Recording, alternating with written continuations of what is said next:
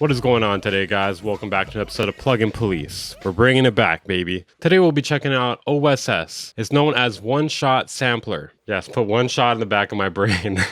It's not really that bad, but it's far from good. It is far from good, for sure. Okay, so OSS, it's not this thing at the top here. I don't know what this thing at the top here is. It doesn't even resemble the actual plugin. The actual plugin is this right here in this video. I guess it's like a 3D rendering. It's supposed to be artsy. It's supposed to be cute. I don't think it's artsy or cute though.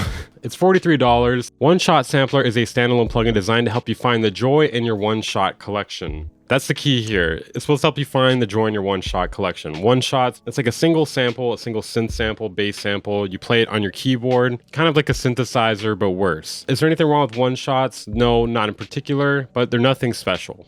Now, the selling point is that it allows you to access and trigger your samples quickly and easily, according to them. Locate your samples, write a melody, or hold a chord, scan through your one-shots, like presets on a synth. I'm gonna do a little bit of a spoiler here. It doesn't really allow you to find samples that easily.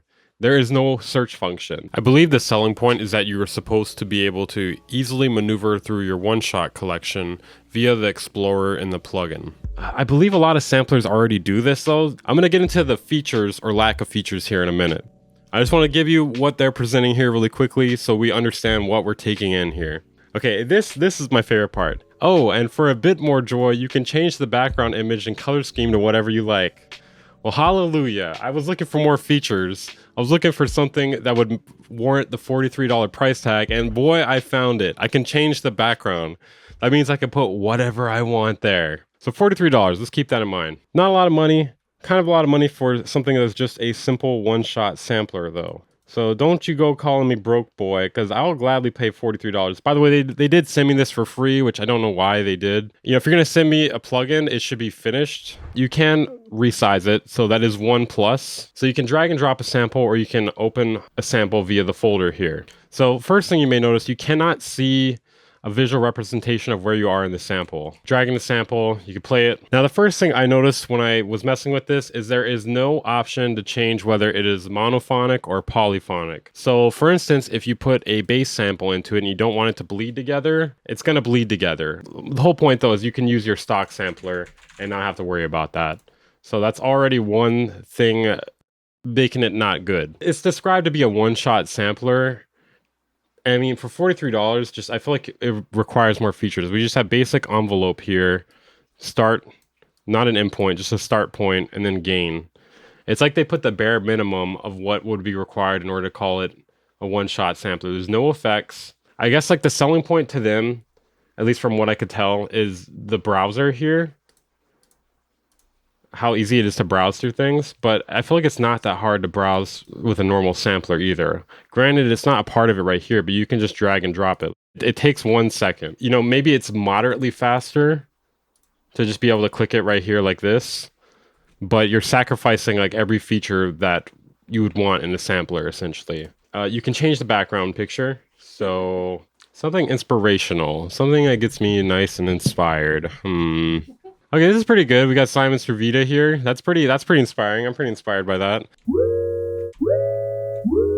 So obviously it has like the basic features of a one-shot sampler. What am I saying? It doesn't have the same features. It has less features.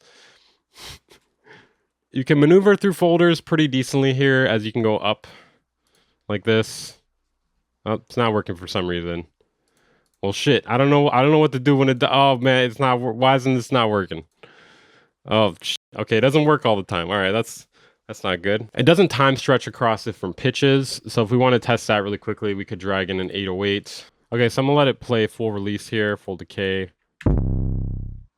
Pitch it up a few octaves. You hear that? Really short. 808 sounds like Kendrick Lamar. This is height. Kendrick Lamar's height. We do love short kings over here, but I'm not gonna lie. That's a short 808. You know how it says you can maneuver through samples easily? Setting aside the fact that sometimes this folder thing does not work, it seems to be working here, but you cannot search. There is no search function, which seems like something you'd want if you wanted to be able to maneuver through your samples easily and fast. One more thing to add here, you cannot chop samples because it's a one-shot sampler. There are no effects, not that effects are really that necessary in a sampler, like you can do whatever effects you want without it. But you know, when you're paying $43, I want some aftermarket shit. I want some. Give me at least a compressor, goddammit. There's no granular function, obviously. I mean, it's a one-shot sampler, so probably wouldn't expect that.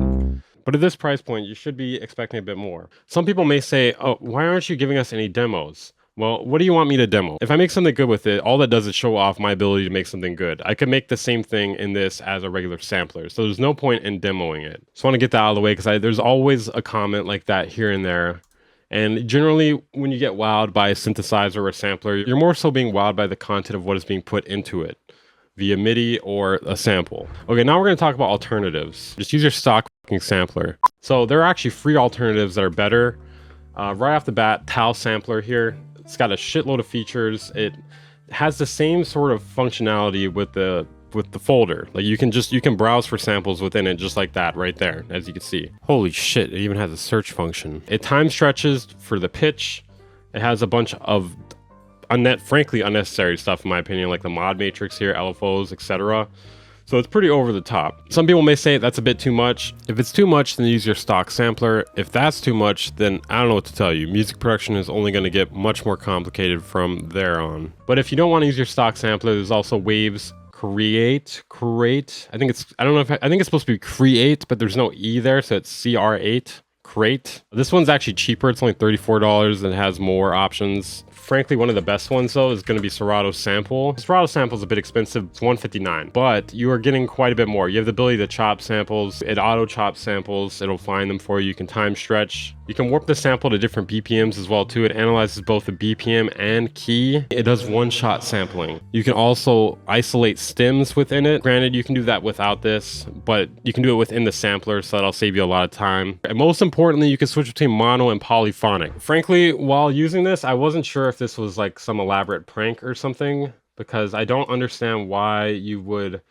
have the ability to change the background but not the ability to change monophonic / polyphonic. Why even add this feature if you're going to leave a bunch of basic features on the cutting room floor? And especially for $43, like I wouldn't even be mentioning this if it was $10 or $5. I wouldn't even waste my time talking about it negatively if it was free. For $43, I'm not sure how they took this far in this process. Usually when you are making a product, you research what else is out there, what you can do differently with your product. You check the prices of these other products. That way you price your product strategically.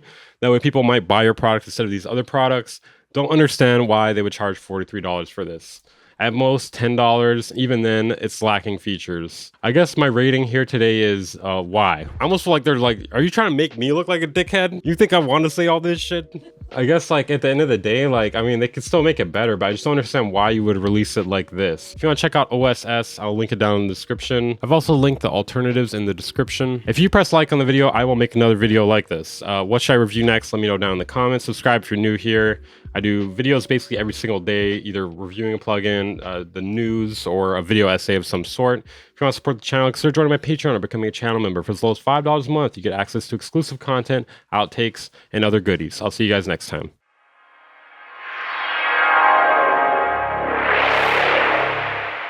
Band Incorporated.